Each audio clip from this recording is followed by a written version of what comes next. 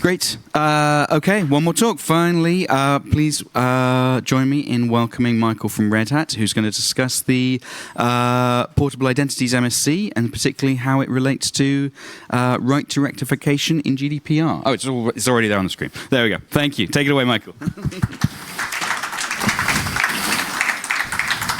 Thank you. So I'm very pleased to start the privacy policy and moderation track today. I guess it's mostly because we had to pick up someone to start and not because it's going to be very interesting. So my name is Michael Scherer. I'm working as a system administrator at Red Hat. Usually I ask people to not take pictures during my conference, but this time this is recorded and streamed, so take all pictures you want in my full glory with my blue t-shirt. As I said, I'm system administrator at Red Hat. I work in the open source program office. Mostly my job is translating English from my coworker to YAML file in Ansible or YAML file for Kubernetes. Sometimes translating English to English that the IT team can understand with ticket and vice versa. And I also travel around the country. There is not that much budget to give talks when I get accepted, and I actually do not need a ChatGPT to bullshit my way on CFP, as you will later see with my presentation.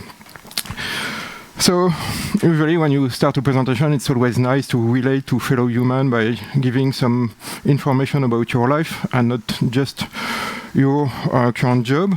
So before being a system administrator, I was system administrator, but in the Red Hat IT department.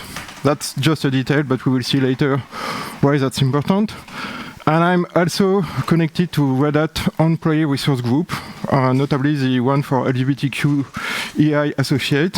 And we'll see later also why that's important for people working in smaller, non-US based company. An ERG is basically like a union, but with much less power and more dependent on your employer. So kind of not like a union, but I'm here to help some people to get things done.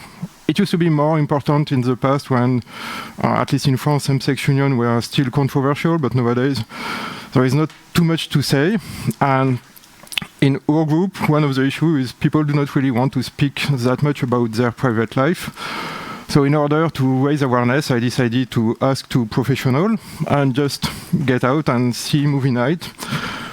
And I'm telling about that because we started for a few years, and after a while, this improves the office. Some people in the office were more open, and for example, one coworker came out as a trans woman last year. We went to see Happiest Season, nice movie if you want to look for a Christmas movie. And yeah, she was already aware about everything needs to be done. She was in contact with NGO and everything, so she didn't need my help at all, except for internal stuff. For example, like what do you do when you change your first name and therefore your login? When I was in Red Hat IT, we had that request in 2014. And first IT said like, oh no, we do not have the resource, we cannot do that.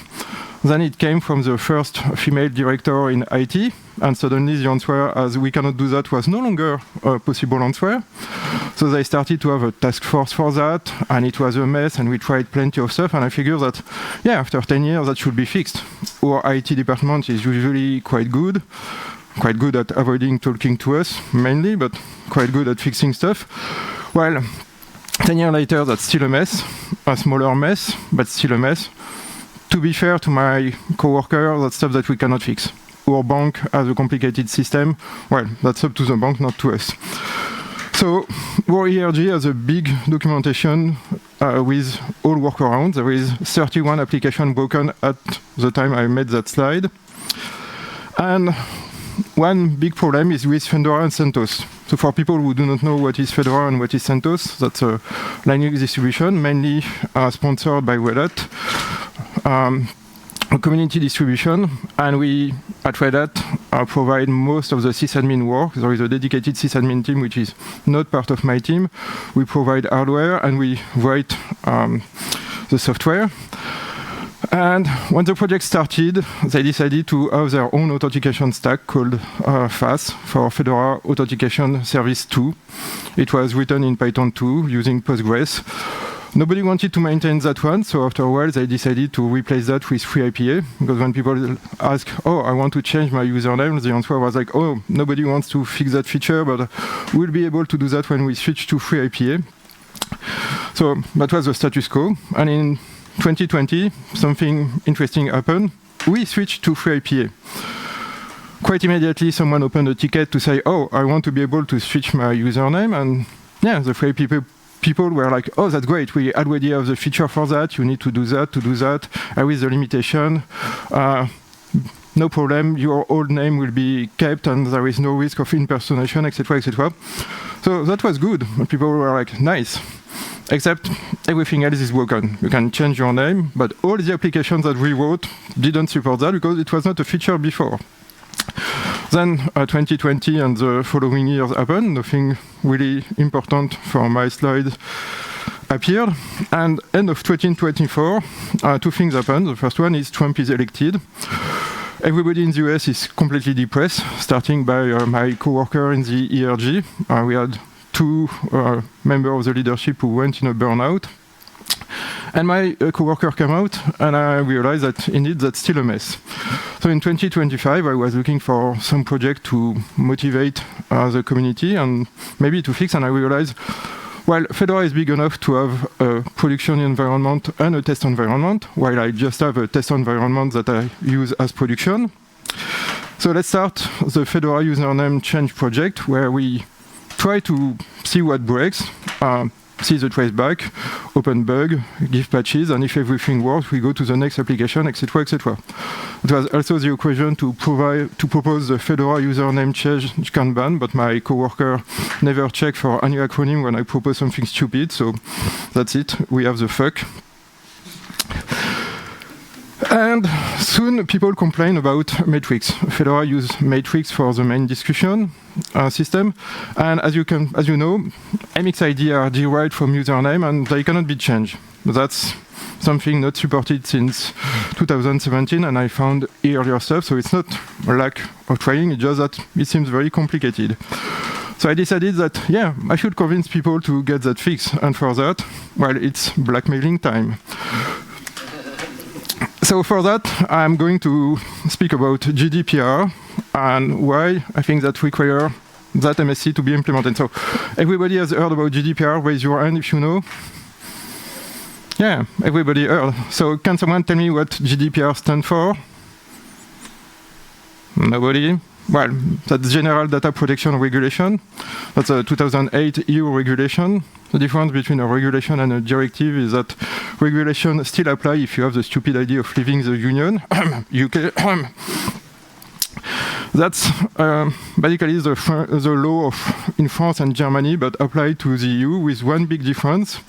Now there is a lot of money on the table. Before it was a law, but people didn't care. Like, yeah, sure, I didn't respect your law, but I raise your 10 euro for the fine, and that's it.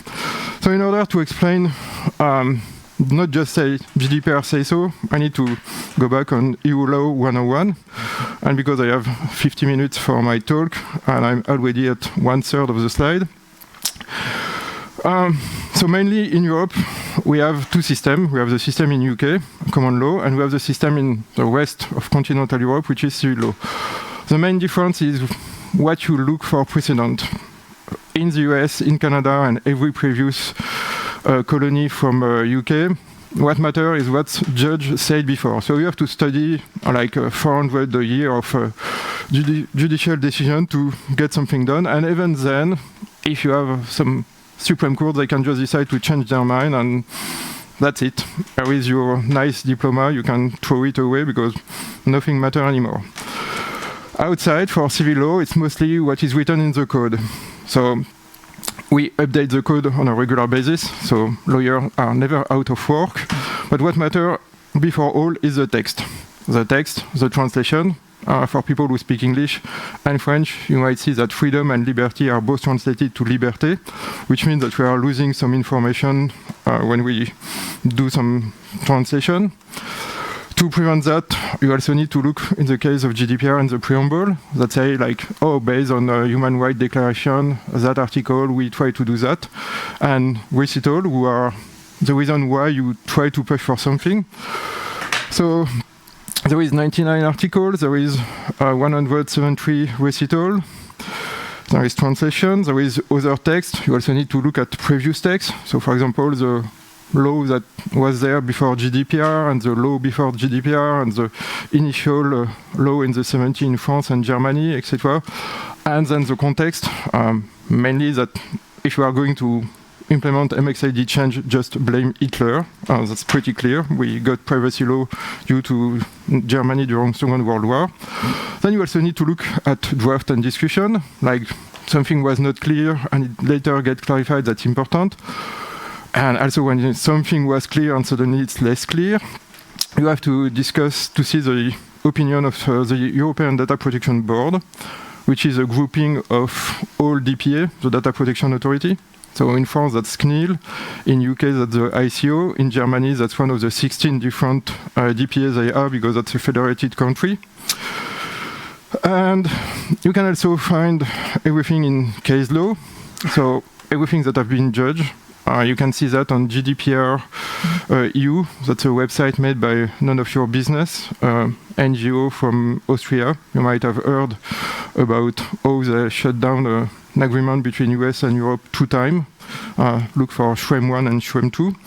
Then when you have seen everything, well, like developer, scholars like to comment about other people's work. So they write lengthy blog posts, but it's called academic paper for some reason.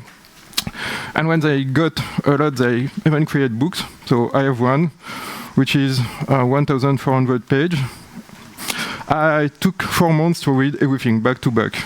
That was, well, interesting.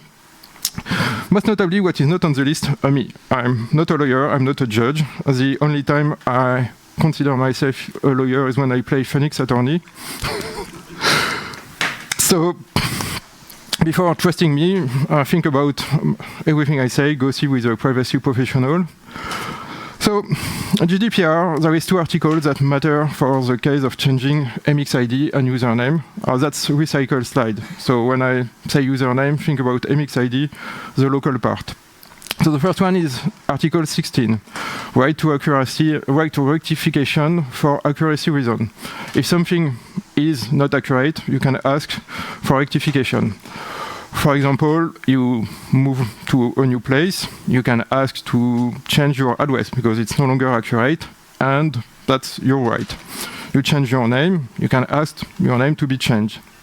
That's a non-brainer. And there is Article 12 that says that the data controller, the entity that control and process the data, needs to help you. And if this is excessive, they can say no. For example, let's say that you are an author, you decide to write a graphical novel about, let's say, a high school student that fall in love with someone with blue hair. Great story, later adapted as a movie by someone with a barely disguised fetish of butt of its actress. And then you change your name. You can ask for a new print of your book to be under your new name. You cannot ask for your publisher to get all the books in the country, burn them and send them new book to people that already booked it, because that's seen as excessive. Same goes for a movie. If you do a 4K remake, well, you can ask for your new name, but you are not going to get all DVD out there. From there is 2 questions. The first one is, do we consider username to be impacted by Article 16? Because yes, an information can be a personal information, such as an IP address, because the cops can find who I am, and since privacy law were first made to prevent police abuse, at least in the 70s in France, well, that's personal information, but I cannot say this is inaccurate. The information itself is accurate. On the other hand, my name can change, and then copy will have to be changed. So there is a question about username. And when can we say no? Because I gave 2 extreme examples, but we know that when you discuss with lawyer, it's always the same answer. It depends. So I'm going to start by that one, and if I should have put it first in my slide. So I since I had a lot of time, I checked all decisions since, well, 10 years, and I found three which were important. The first one is ING, 2019. So ING is a bank. I think they are based in Belgium or Netherlands. And someone asked to have their name spelled right in the bank system, and the bank say, oh, no, we cannot do that because our system is too old, and we can only use some subset of ASCII. The encoding that starts by a E, I forgot the name, that's something made by IBM in the 70s. And yeah, the Court of Appeal of Brussels, if I remember well, say, no, you cannot just say our technology is so old that Germany was too country back when we installed it as a reason to not let people have their name spelled right. Go update your stuff, and that's it. It was widely reported at that time to say that GDPR mandate UTF-8, and it's technically false, because you can have all kind of workaround to spell name right, even with ASCII. But yeah. The excuse of our system is too old do not work. You can use ABC, DIC if you want, just need to have the proper settings. Then in 2023, Klarna, which is another banking institution, for some reason that's quite present quite often, decided to use the same kind of excuse. Somebody wanted to change their email, and Klarna say, oh, sorry, we decided that your email will be a primary key in our database, and we just didn't have the feature, so, well, you cannot exercise your right. Again, the DPA say, no, Article 12.2, you have to help people exercise their right. The excuse of, yeah, we are too lazy to do that, do not work. So, we do not have the feature to apply GDPR, not an excuse.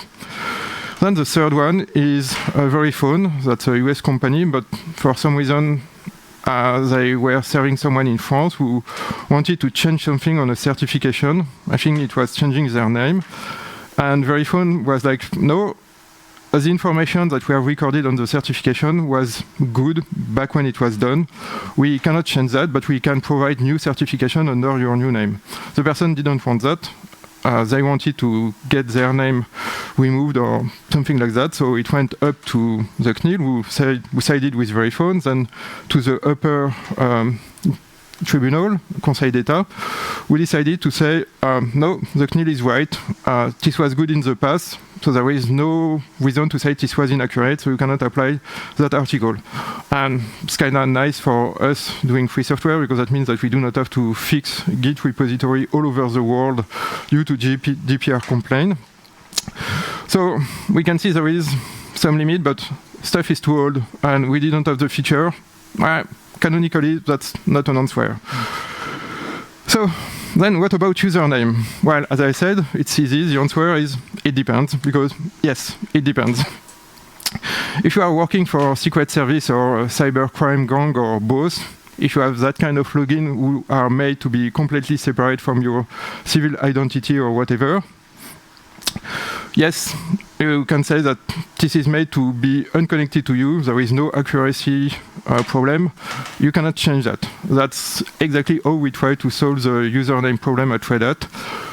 We have still a few people with that kind of login because, yeah, that didn't work well. Like, user acceptance was not really there. Trying to remove the concept of login was not a good idea. On the other hand, if you have someone called Camille Dupont, well, that's name, first name, last name. That's hard to say that if you change your first name or last name, you cannot change that. So in that case, I think that a judge or a lawyer or a DPA would likely say, yes, you need to change something. And then there is everything in between when you have something like that. When I discuss that, people told me that, yeah, that's not really a name, so we consider that this does not really apply, and what if that's just part of the name, like if it was a Dupont, Dubois, and we just cut? Well, we'll say, indeed, that's technically not a name, but you still need to support that, and the reason why is China and Korea. I'm not going to speak about geopolitics, I'm going to speak about the fact that half of Koreans are either called Kim, Lee, or Park, according to that article. And in China, in 2011, 11 articles per day were wrote by Y. Wang. So that means that if you take username and shorten them somehow, because you cannot just increase them. I think that's weird. Sooner or later, you will have people with their full name in login. That's actually what happened at Red Hat. We hired too much people called Wang, and after a while, our system crashed because it could not generate new login name. Great stuff, like when we hired someone without last name and the system did not support that. For 8 hours, nobody could create a new account. Because, yes, we create account at the start of the day in Japan, but people who can fix that were in the US, so time zone. That's great fun. So, but yeah, China and Korea, as far as I know, and I verified the news this morning, that's not part of EU. Well, turns out that they also have privacy law. The first one is PIPA, that's not Korean, that's English for protection something, and the second one for China, the PIPL. And they have right to rectification, Article 46 in China, 36 in South Korea. Kind of a copy of GDPR. So I speak about GDPR because I know the law and I know it works in Europe, but it's kind of the same around the world, like in Brazil, in Japan, etc., etc.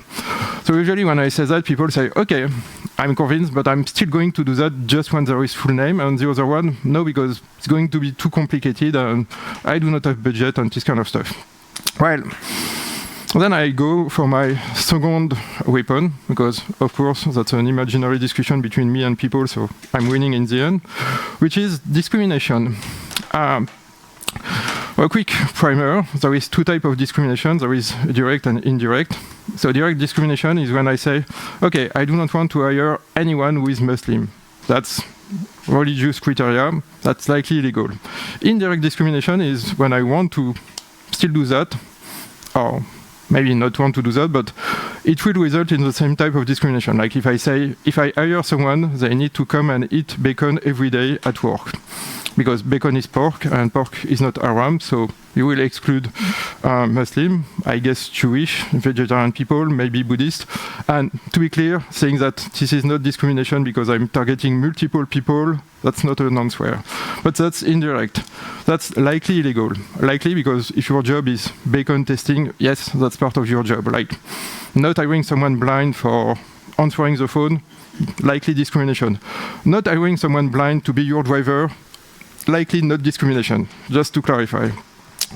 So after giving that kind of example, we need to see, well, why does it apply to username?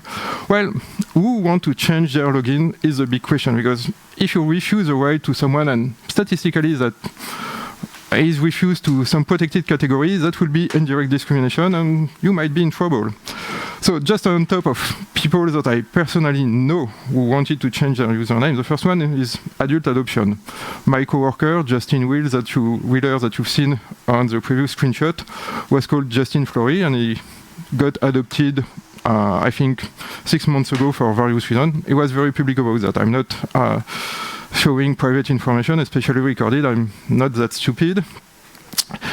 Yeah, he discovered that it's hard to change username on the project where he's in position of leadership, so he's very interested into me asking for username change, but sorry Justin, if you are watching that, it's going to take a long time. Then there is people with family problem, people who do not want to get their family name. One example will be Valerie Aurora. She posted that long time ago. She was the one who created Geek Feminism page for Code of Conduct, and also a Linux kernel developer. There is people with a stalking issue. We had the case in Fedora. Someone wanted to change their identity due to a stalker. We could not change that, so that person stopped contributing to Fedora. Well, obviously, we have people who get married and get divorced. That's where it gets interesting, because usually when you get married, there is no obligation to take the name of your spouse, but it's kind of customary for women to take the name of their husband. What I've seen for same-sex couple is either nobody change, mostly the case for guy, or each woman takes the name of the other and try to mix. I do not have that much statistics, like it's n equal 3. A lot of my friends do not get married. But yeah, that's also why we started to have name change at Red Hat, because, well, plenty of women get married. That happens when you hire plenty of people. And some get divorced and they didn't want to see the name of their husband in their login every day. And then there is the case of gender transition. Some people keep their first name kind of the same, like if you are called Camille and suddenly you change your gender, you can still get called Camille. Or if you are François, you can become Françoise in French. And some people just change and that require username change. And there is people who get citizenship. I know it's no longer the case, but it used to be the case in France that when you get French nationality, they ask you to get a more French-sounding name. Like you were called Youssef, you become Joseph. You were called Maryam, it becomes Miriam. It's no longer required, but it's still, they pursue a lot. Like one of my ex did that. What you can see is at first, being adopted is not a protected category. Well, something that mostly impact women, mostly impact trans people, mostly impact foreigner, that would be a protected category. So I think there is a risk if you decide to not offer the username change to everybody that, well, somebody can just complain to, hello, you're like, okay, that's great, but what about our system? What can be done? So on the tech side, almost everything should work. Because for authentication system, I'm kind of sad to say that Active Directory support that kind of stuff right from the start in the design, because everything is some weird UID, so I heard that you can just change name and login and not much should break. FreeIPA, as I said, it supports that with IPA user mode on the command line. I think there is a web interface, but I no longer use FreeIPA since a long time. Other tools like CanIDM not only support that as self-services, but they explicitly say so in the doc and saying that this is part of the right of privacy, so shout out to them. If you want to use them, that's a great project. Something like Hotelia, as far as I know, does not support, but in the FAQ, they are pretty clear that they are maybe going to support, so do not hardcode some information. Because, the system supports that, but what about protocol for central authentication? LDAP and Kerberos, if you like archaeology and using old stuff. OpenLDP support an alias concept, so there is somehow an alias between usernames that can be made, likely with some unholy configuration, but again, if you are using LDAP, that's your problem. Same goes for Kerberos, at least since Kerberos 1.7, and if you wonder when was 1.7 released, it was already in Well 7 10 years ago, so it should be supported, because if your OS is not supported, that's likely also a GDPR violation for security reasons. Then there is something more modern, SAML, if you like XML. Well, the spec says that name ID is something that cannot change, everything else can change. And the spec also says that name ID can be an opaque string, which means that there is no meaning, which is why in Synapse there is that configuration for a user mapping where you connect and then you fetch some information and you construct the MXID. That's the exact problem. That's why you can get some random identifier and still hard code something that should not be hard coded. Keycloak has the same concept of mapper, so but on SAML, that's part of the spec. Same go for OIDC, point 5.7 of the spec. The only thing that cannot change is ISS for issuer and sub for subject. They are unique, they are stable. Something like DEX use a random sub, so random string, which is annoying when you want to switch the stack. By definition, that can be arbitrary. That can not change, which means that everything else can change, which means that you need to do that. But okay, the protocol supports that. What should be done for the various projects? So the first one is, do you need to support an aliases? To give one example, if you have a Git forge, well, your username appears in the URL. Someone changed the username, what happened? Do we want to redirect? Do we want to break everybody's CI because we dislike other human and people in your job?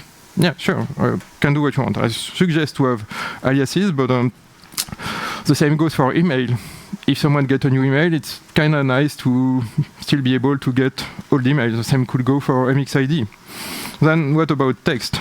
As I said, for the very fun case. You are not supposed to change everything and rewrite history because it was accurate. If someone say like, oh yeah, Michael made that presentation, if later I decide to change my name, well, it was accurate that I was named Michael when I made that presentation. You do not have to go full Stalin and rewrite everything and erase the Trotsky and my name from your text.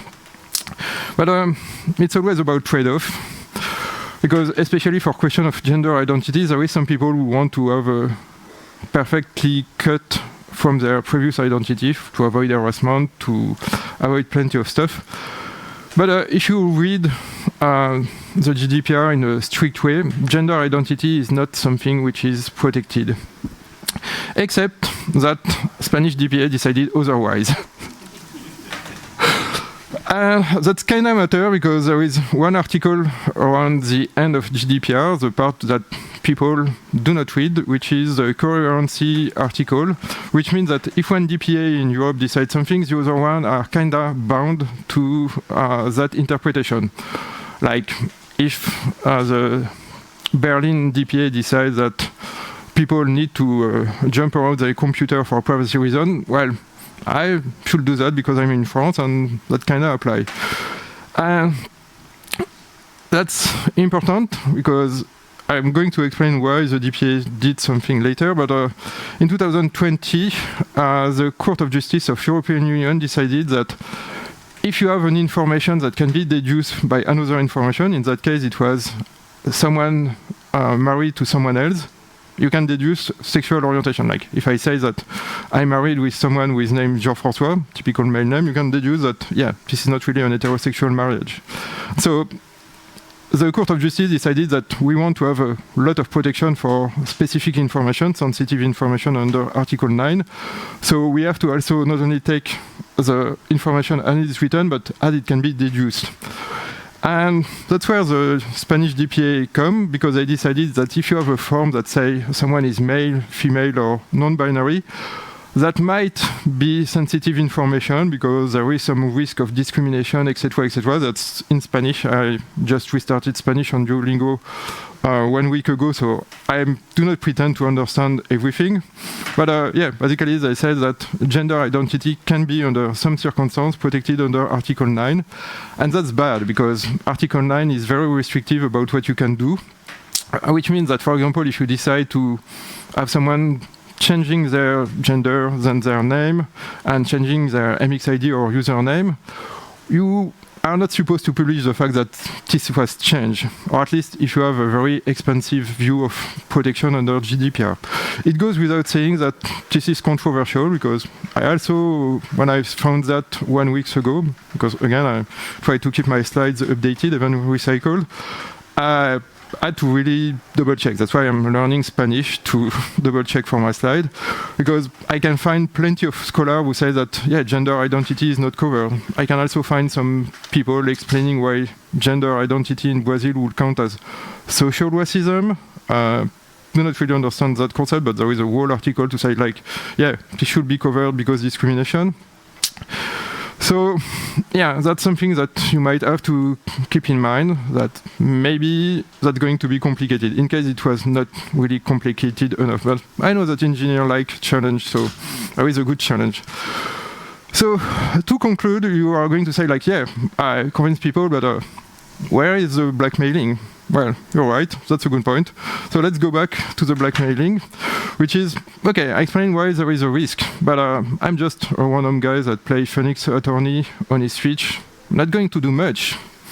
Well, sure, I'm not going to do much, but I'm also discussing with people in union to, for example, who here speak French? Okay, one person. So I'm going to, oh, a few people. Okay, I'm going to explain that recently you might have heard about Ubisoft, video game maker. They create Assassin's Creed, and they got sued because, well, the company was kind of sexist and some harassment problem and this kind of stuff. And they got sued by a union in France called Solidaire Informatique. And I was meeting with them 3 months ago now. I was doing the same presentation. I had a big plan, like presenting that, hoping that people from the union will be in the room because I know that's something that interests them. There is a sizable contingent of queer people in the union. And that perfect plan failed because they were giving the same talk in the room next to me. So not only they could not be there, but they also stole my audience. But yeah, my plan was to give their training, say, here is something that you can try with proper lawyer, because I think that my reasoning is correct.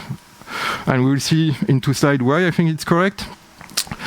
Well, it failed. The good news is I'm going to go back to Lyon in 2 weeks. I'm going to meet with them again, and this time I'm going to do not plan on them being in the room. I'm going to force that one and tell them again, because, yeah, after my talk, people came like, oh, it was really interesting, but too bad I was already speaking. Can we discuss? And I'm like, sure.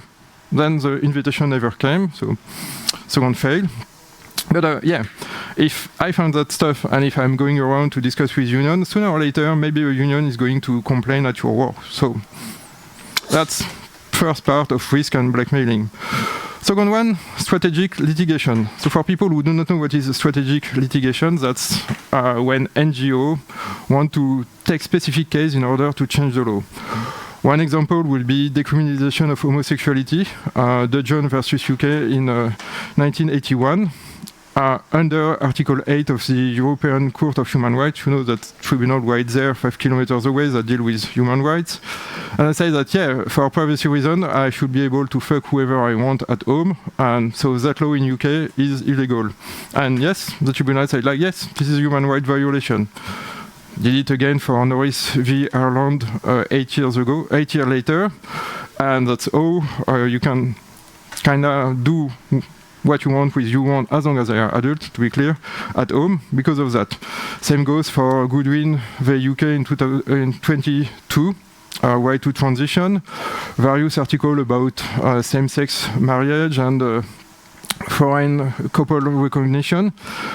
And more recently, the same kind of NGO started to use GDPR for that. If you follow that, you might have heard the case of Mousse v. SNCF, where SNCF, which is the French equivalent of Deutsche Bahn, except that trains are on time. That's true, come on. When you book a ticket, they ask if you are Mr. or Mrs. And people say like, well, I do not recognize that, and I don't see why I should give my title to get a train ticket. And SNCF said, oh no, it's kind of required because we said so. So they got sued, and the reason why they lost is for data minimization, and forgot the other one. But yeah, under GDPR, people started to push for a non-binary inclusion. Same goes for other cases like Marine case and Deldits, also the same year. So there is more and more interest around everything related to privacy. And as I explained, this is something relevant to gender transition. So I kind of think that in the next 5 years, something like this is going to happen. And I maybe going to go see people, because Mousse is a Paris-based association. So I could just go to the LGBT center and discuss with them. And, you know, like, explain the story and make them think that it's their idea and therefore they are going to do that. Well, as I said, I also travel around, and 2 weeks ago I was in Luxembourg. I was speaking about self-hosting, mainly because I have a checkbox of country where I want to say I gave a talk, and in Luxembourg it was hard, there was almost no conference, so I decided to get there to check my box, spoke in Luxembourg. And there I discussed with someone working at the European Commission, Robert Riemann, who pushed for the EU OS Fedora-based derivative. Actually, we want a Fedora derivative to be used instead of Windows in the EU Commission. And I asked with him, and he explained that it depends, he's a lawyer, that no GDPR rights are absolute, but since Matrix is big in the public sector, various DPA around Europe are already starting to discuss about that question of MXID change. And I know that Europe can be slow, but they tend to do something. So maybe in 6 months to 1 year, a DPA is going to say, yes, there is a right to change MXID, so data controller needs to do that. Which will be as good as it gets, because the only thing stronger will be to change GDPR. And while I have ambition to get that change, I'm not that ready to replace von der Leyen as the president of the EU. So So what to do? Well, that's easy. If you are a customer, just go see your account manager, and I'm sorry for people who will be on the other side, but raise the question, because that's how you get things done in a commercial world. If everybody asks, suddenly the account manager is going to push that to engineering, and again, sorry for engineering if I'm giving you work. If that can help, I convince my coworker to continue pushing for using Element, because I had various plans of using a shading system to pay less. So I'm trying at least to finance that work. So if you are a developer, well, be prepared, think about that. As you have seen during previous presentations, there is plenty of questions regarding UX, regarding crypto, and how you can evolve. What does that mean? What do you want to change? How does that impact identity? You can start to think about that during night, under shower, like it can become your obsession. Do that. And for a very specific case, if you are a sysadmin for a community Linux distribution named after a type of hat sponsored by a North American company named after a color hat, and if you are on the board, Greg, if you are listening, I was hoping that you would be there, please push at the higher level of the foundation for that, because I think that's really important. I've seen all the MSC, and I see that it's complicated, but it's also complicated because people seem to want to solve multiple problems at once, and I understand how, well, solving multiple problems in the right way is complicated, but please, as I explained, it might be a ticking time bomb. So anyway, thanks for listening. If you have any question, you can contact me by email or on IRC, because I'm an old fart. I do have my own Synapse server and my own Fediverse stuff and my own XMPP server, but it's using my personal domain name, so I rather not put that on my professional slide. And I think we have 10 minutes for question. Otherwise, you can take that to get food before everybody gets there and think about what I said. Wow, thank you very much, Michael. That's, super detailed talk. Thank you very much. Do we have questions in the room? There were so many topics. I'm sure there must be questions. I don't see any. Okay, well, you know how to contact Michael. Thanks again. No question on the chat, no, neither? Sorry? No question on the chat? There wasn't, no. Oh, damn. Oh. Sorry. There we go. So what about using the email address as a username? I think that would be the same. It depends, again, how you use email address, because I'm my own administrator. I use my nickname, which is loosely connected to my name, like MSC, that's Michael Scherer, because you don't want to have MS, that's Microsoft. But if you are using Darklord69 and your name is not Denis Arklord69, that's not connected to your identity, so you can do that. You can ask to change your email, because suddenly it's not your email, as we have seen with the Klarna case. But yeah, I think that as soon as you have to change for some people, you have to let everybody do it. There is no way to gatekeeping. Yeah, I think that for email, that will be the same, except email is much easier to change. I'm not sure if I understood the question, but I'm good at bullshitting, so I can answer. Many identity systems you can choose to use to log in as a username or by email. Yeah. And here you can be more flexible if you use the email and say, okay, their email remains, and you change the login name. Yeah. I think that for GDPR, it's also a question of risk and impact, because right now, what you can do is just create a new MXID. That's easy. The problem is if you do a new MXID, you are losing all previous information, you are losing all your access. If you are like in 1,000 rooms, you have to join them, you have to explain to everybody that it's you. It's arguable. You can argue that, yeah, this is an advance and you are not really exercising your right. I know some people who didn't change their MXID because it was too much work, and I think that's bad. While on IRC you can just do /nick and that's it. So people change their nickname and that's it. So you can see how by making it more difficult, even if there is one way that in the end result in the change, that can be constructed as an advance to exercising your right. And yes, if you use email, you can usually add multiple email. Does it change your MXID? Likely not. Okay. Oh, yes, one more. Yeah. So at my organization, my MXID is my full name printed out. And you mentioned this case where someone had the right to have their full name represented as Unicode characters? Yes. So do MXIDs need to be Unicode characters? It's a good question. I do not know. I kind of expect that it's something that was created in that century. It was already Unicode, but maybe it's not the case. I stopped reading the matrix spec after 0.3, so I do not remember MXID were later or not. I think you could. There is no reason to do why. Like, I do not want to start a holy war, but XMPP supports that. IRC don't. Now, with Unicode, there is also plenty of case, like in Turkish, there is I and I with smaller diacritics. So there is similarity attack. I could see why there would be a security reason to avoid that. But then, well, go ask to a lawyer. So we do have one from the chat room. Is there actually a way to change an MXID? So currently, in the sense of literally changing, no, that's the whole topic of MSC 2787. And then the follow-up is that can we possibly make the local part of the MXID public key, and then the account key, the private key, is in encrypted account data. So indirection is the general topic of that whole MSC. I don't know if there's anybody here from the spec or who is brave enough. Do you want to comment on MSC 2787 right now? Yeah. No, but yes. No, but yes. Yeah, so 2787, the Portable Identities spec, MSC, is an older spec, older proposal done by Neil Alexander. And effectively for adding that layer of indirection, we're looking at currently at the account keys MSC. I forget what number that is, 4 something or other. But it effectively does the same thing. So like what the question asks is, can you change the local part to be a public key?